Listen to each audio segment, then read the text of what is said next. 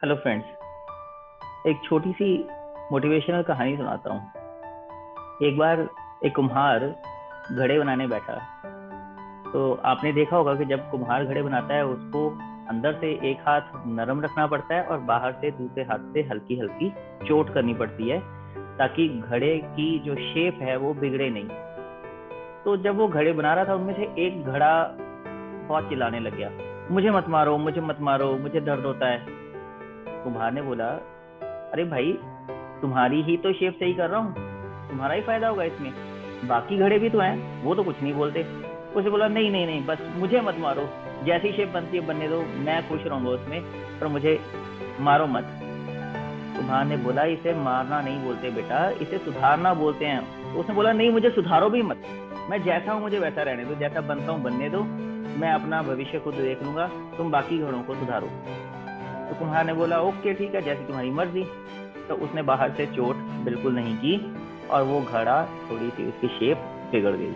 अब जब वो सब घड़े गए मार्केट में बिकने के लिए, तो कुछ घड़े तो लोगों ने घर में पानी के लिए रख लिए, कुछ ने बाहर प्याऊ पे लगा दिए, कुछ घड़ों को मंदिर में शिवलिंग के ऊपर जल चढ़ाने के लिए लोगों ने यूज करना शुरू कर दिया। और वो घड़ा एक बच गया था, उसको कोई खरीदार नहीं मिल रहा था। लोग आते, उसके बगल में पड़े अच्छी शेप वाले सुधरे हुए घड़े पकड़ कर ले जाते और उनको अच्छे कामों में इस्तेमाल करते। वो घड़ा जिसकी शेप बिगड़ चुकी थी, वो इंतजार कर रहा था कि क्या कोई खरीदार मुझे भी खरीदेगा। तभी वहां पे शहर का शौचालय में काम करने वाला सफाई कर्मचारी आया।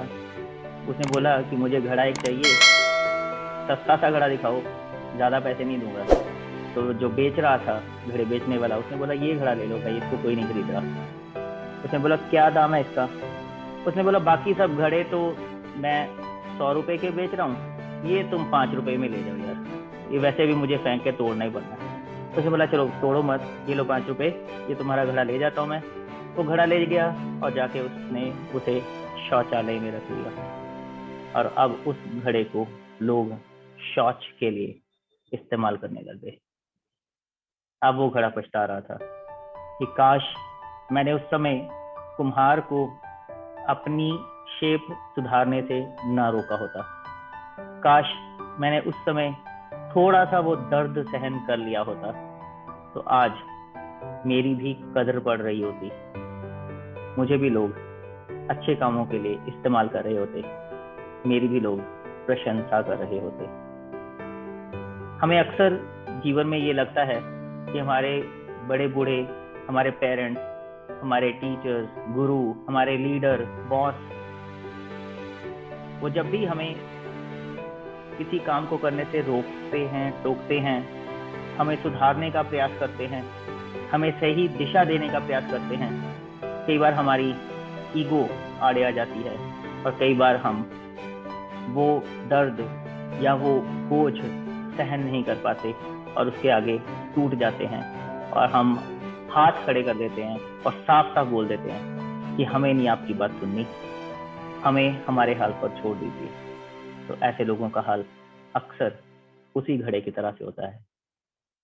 तो मेरी आप सबसे एक ही विनती है कि जब भी आपके बड़े बुजुर्ग, आपके टीचर, आपके गुरु, आपके लीडर, आपके बॉस आपको सही दिशा देने लगें, आपको सुधारने का प्रयास करने लगें, आपको कुछ ऐसे काम दें जिसमें आपको बहुत कुछ सीखने को मिलेगा और आपका भविष्य बेहतर बनेगा, उन सबको सहर्ष स्वीकार कीजिए। सोना आग में तपने के बाद ही कुंदन बनता है। थोड़ा सा दर्द हम सबको सहन करना पड़ता है, तभी हमारा भविष्य बेहतर बनता है। उम्मीद करता हूँ आप सभी अच्छे घड़ों की तरह अपनी वैल्यू बढ़ाएंगे और उस एक निकम्मे से घड़े की तरह अपनी वैल्यू घटाएंगे नहीं। अगर वीडियो अच्छा लगा हो तो इसे लाइक और शेयर जरूर कर दीजिएगा। अपने विचार कमेंट बॉक्स में लिखकर साझा कीजिएगा और मेरे चैनल प्रिंसिपल रसिक गुप्ता को सब्सक्राइब करके नोटिफिकेशन बेल का बटन दबाना मत भूलिएगा, ताकि फ्यूचर में भी ऐसे मोटिवेशनल वीडियोस जब मैं अपलोड करूं तो उनकी नोटिफिकेशन आपको तुरंत मिल जाए। तब तक के लिए keep watching principal Rasik Gupta. Thank you.